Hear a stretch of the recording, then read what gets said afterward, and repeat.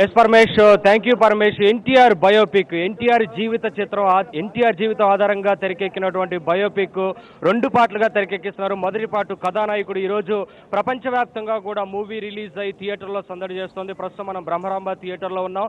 ఎన్టీఆర్ జీవితానికి సంబంధించి అంతకుముందు ఉన్న జనరేషన్ తెలుసు, ప్రస్తుతం ఉన్న జనరేషన్ కూడా తెలుసు. కాకపోతే రాబోయే జనరేషన్స్ కూడా ఎన్టీఆర్ యొక్క జీవిత చరిత్ర ఏంటి అనేది తెలియజేసే విధంగా, ఎన్టీఆర్ గురించి చెప్పే విధంగా, తరతరాలకు గుర్తుండిపోయే విధంగా బయోపిక్ ని రూపొందించారని చెప్పాలి.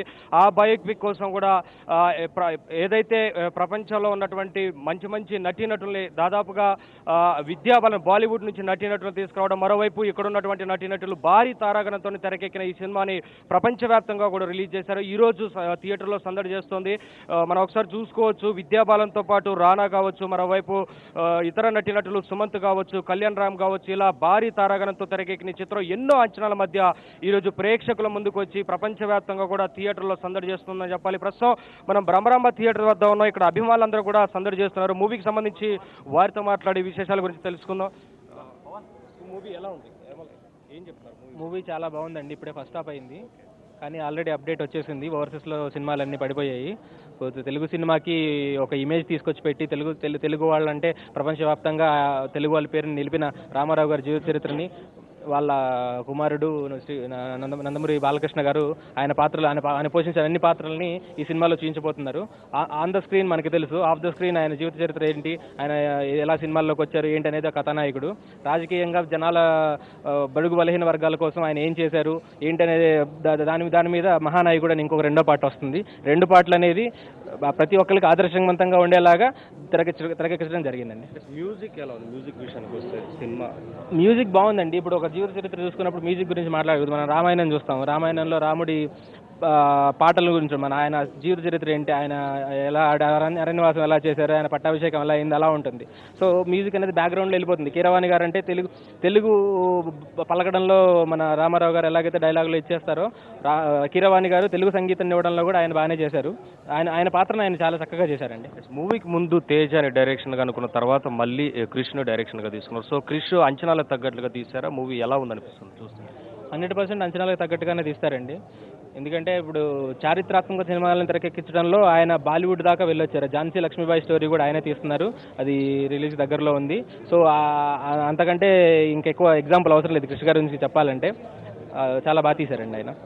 మూవీలో ప్రపంచవ్యాప్తంగా కూడా గుర్తింపు ఉన్నటువంటి నటీనటులు ఉన్నారని చెప్పాలి. ఓవైపు బాలీవుడ్ నుంచి విద్యాబాలన్ కావచ్చు, మరోవైపు మన దగ్గర టాలీవుడ్లో ఫేమస్ నటీనటులందరూ కూడా యాక్ట్ చేశారు కదా. సో భారీ తారాగణంతో ఉన్న చిత్రం ఎలా అనిపిస్తుంది? ఒక నిండుదనం వచ్చిందా? ఎలా అనిపిస్తుంది సినిమా? 100% నిండుదనం వచ్చిందండి. అన్ని భాషల వారికి ఇప్పుడు రామారావు గారు అంటే ఇండియాలో కాశ్మీర్ నుంచి కన్యాకుమారి వరకు ఆ పేరు తెలియని వాళ్ళు లేరు. ఎన్టీఆర్ ఆ 3 పదాలు తెలియని వాళ్ళు లేరు. తెలుగు ఆ 3 పదాలని కూడా ఆయన్నే తీసుకెళ్లి అందరికీ వ్యాప్తి చెందించారు. ఢిల్లీ చరిత్రని శాసించిన ఘనత రామారావు గారిది. కాబట్టి ఆయన గురించి అందరూ తెలుసుకోవాలి. కాబట్టి అన్ని భాషల్లోనూ దీన్ని రిలీజ్ చేయడం జరుగుతుంది. అన్ని స్టార్స్ అందరూ దీన్ని ఆదరిస్తూ ఉన్నారనమాట. అన్ని ఇండస్ట్రీలోనూ బాగా అవుతుందండి.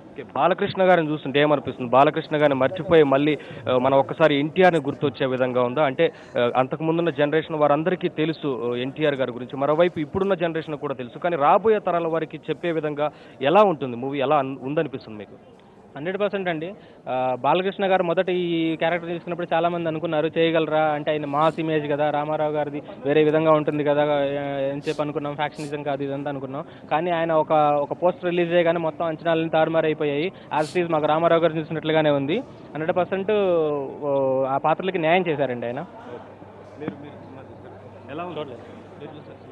ఓకే, అది ఇక్కడ అభిమానులందరూ కూడా థియేటర్ల వద్ద సందడి చేస్తున్నారు. ఈరోజు ప్రపంచవ్యాప్తంగా రిలీజ్ అయిన మూవీ ఏదైతే ప్రపంచవ్యాప్తంగా కూడా చాలా వరకు గుర్తింపు ఉన్నటువంటి నటీనటులు భారీ తారాగణంతో తెరకెక్కిందని చెప్పాలి. ఇక్కడ బాలీవుడ్ నటులు విద్యాబాలన్ కావచ్చు, రానా కావచ్చు, మరోవైపు చంద్రబాబు పాత్రలు పోషించిన రానా కావచ్చు, ఇవన్నీ కూడా 2 పార్ట్లో తెరకెక్కాయి కాబట్టి పూర్తి స్థాయిలో తారాగణం అంతా కూడా 2 పార్ట్లో ఉండే అవకాశం ఉంటుంది. సో మొదటి పార్ట్లో పూర్తిగా ఎన్టీఆర్ బయోపిక్ సంబంధించి ఆయన జీవిత చరిత్ర మొదట్లో ఎక్కడి నుంచి స్టార్ట్ అయింది ఏంటి అనే దానికి సంబంధించి ఉంటుంది. మరోవైపు బాలకృష్ణ కూడా చాలా ఎక్కువగా ఎన్టీఆర్ పాత్రలో నటించడంతో బాలకృష్ణని మైమర్పించే విధంగా కేవలం ఎన్టీఆర్ పాత చిత్రాల్లో ఏవైతే ఉన్నాయో ఆ విధంగానే కనిపిస్తున్నారు అంటే అభిమానులు చెప్తున్నారు. మరోవైపు ఎన్టీఆర్ జీవిత చరిత్రకు సంబంధించి గతంలో ఉన్న జనరేషన్ కావచ్చు, ఇప్పుడున్న జనరేషన్ కావచ్చు, ఆయన తెలుగు రాష్ట్రాల్లో చేసిన సేవా కార్యక్రమాలు కావచ్చు, తెలుగు వారి నాడిని వినిపించిన ఏవైతే విషయాలు ఉన్నాయో గొప్ప విషయాలన్నీ కూడా ప్రతిబింబించే విధంగా ఉందంటూ చెప్తున్నారు అభిమానులు. పరమేష్, నవీన్, బాలకృష్ణ హీరో బాలకృష్ణ అక్కడికి వచ్చే ఛాన్స్ ఉందా? ఎన్టీఆర్ ని మరొకసారి గుర్తు చేసే విధంగా S Paramesh, already Balakrishna theatre వద్దకు వచ్చి ఉన్నారు. లోపల ఫ్యాన్స్ తోని షో కూడా చూస్తున్నారు, సందడి చేస్తున్నారు. అందుకనే ఇక్కడ థియేటర్ వద్ద సందడి ఎక్కువగా కనిపిస్తుంది. ఒక్క బాలకృష్ణనే కాదు, బాలీవుడ్ నుంచి కూడా నటీనటులు ఎవరైతే నటించారో ఇందులో వాళ్ళందరూ కూడా థియేటర్లో ప్రస్తుతం సందడి చేస్తున్నారు. మరికొద్ది సేపట్లో బాలకృష్ణ థియేటర్లోంచి బయటకు వచ్చే అవకాశం ఉంటుంది. సో ఫ్యాన్స్ క్రౌడ్ ఎక్కువగా ఉందనే చెప్పాలి. బాలకృష్ణ వచ్చిన సందర్భంలో ఇక్కడ ప్రేక్షకులు అభిమానులందరూ కావచ్చు టపాసులు కాలుస్తూ ఎంజాయ్ చేస్తూ బాలకృష్ణ సాధారణంగా థియేటర్లోకి ఆహ్వానించినటువంటి పరిస్థితిని కూడా మనం చూస్తాం. మరోవైపు బాలకృష్ణ అభిమానులు చాలా మంది ఉన్నారు, వాళ్ళందరితో కూడా మాట్లాడించే ప్రయత్నం చేద్దాం. కృష్ణుడి వేషంలో మరొక అభిమాని కూడా వచ్చారు, బాలకృష్ణ అభిమాని, వారితో కూడా మాట్లాడే ప్రయత్నం చేద్దాం. ఎక్కడి నుంచి వచ్చారు మేడం? నేను కేపీహెచ్బిలో ఉంటానండి, హైదరాబాద్లో. నేను యాక్చువల్గా యుగ పురుషుడు ఎన్టీ రామారావు గారి అభిమాని, వీరాభిమాని, తర్వాత బాలకృష్ణ గారి అభిమాని.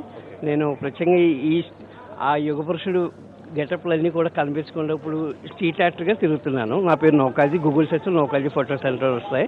కానీ అందరూ మెట్రో ట్రైన్లో కూడా తిరుగుతున్నారు, ఫోటోలు తీసుకుని నాకు పేటీఎం చేస్తుంటారు, మనీ ఆన్ పేటీఎం కూడా చేస్తాను. నా కార్డు ఇది. ఈ సినిమా ఓన్లీ ఆడియో రిలీజ్ ఫంక్షన్కి వెళ్ళాను, ప్లస్ ఈ విజువల్సే చూశాను. కానీ నాకు ఈ సినిమా పక్కా సక్సెస్ అవుతుందని, రాబోయే తరాలు కూడా ఎన్టీ రామారావు గారి గురించి మాకే కాకుండా వేరే వాళ్ళకి కూడా తెలుస్తుందని అభిమానిస్తాను. ఏ విధంగా ఉంటుంది అనుకుంటున్నారు? రాబోయే తరాలుగా ఆ యుగ పురుషుడు జీవిత చరిత్ర మాకే కాదు వాళ్ళందరికీ కూడా తెలుస్తుంది అనుకుంటున్నాను. ఈ బాలకృష్ణ గారు, కృషి గారు వాళ్ళ డైరెక్షన్ కృషితో ఈ సినిమాని ఇంత సక్సెస్ చేస్తారని అనుకుంటున్నాను. మ్యూజిక్ విషయానికి వస్తే కీరవాణి గారు మ్యూజిక్ చాలా సినిమాలకి ఇప్పుడు సినిమాలకి ఎలా ఉంటుంది?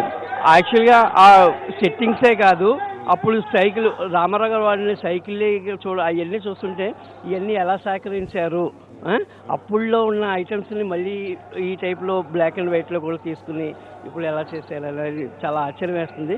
యాక్చువల్గా సినిమాలకు వెళ్ళాలి, కానీ నేను వెళ్ళకపోయినా రేపు మాత్రం పక్కా చూస్తాను.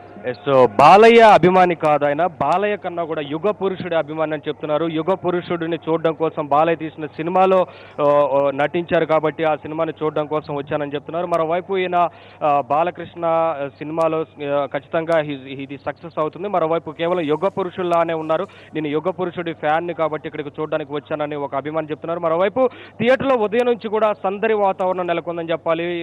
కొద్దిసేపటి క్రితమే సినిమా, మరి కొద్దిసేపట్లో అంతకుముందు ఆల్రెడీ ఒక షో అయిపోయింది, ఇంకో షో నడుస్తుంది ప్రస్తుతం. ఒక షో ఇది అయిపోతే బాలకృష్ణ కూడా వెనక్కి థియేటర్లోంచి బయటకు వచ్చే అవకాశాలు ఎక్కువగా కనిపిస్తున్నాయి. బాలకృష్ణ వచ్చిన తర్వాత మరొకసారి మనం బాలకృష్ణతో మాట్లాడి ఏంటి ఫ్యాన్స్ ఏమంటున్నారు అనే విషయాల గురించి కూడా మనం మాట్లాడే ప్రయత్నం చేద్దాం. ప్రస్తుతం మనం చూస్తున్న అభిమానులందరూ కూడా థియేటర్ వద్ద సందడిగా బాలకృష్ణ రాక కోసం ఎదురు చూస్తున్నారని చెప్పాలి.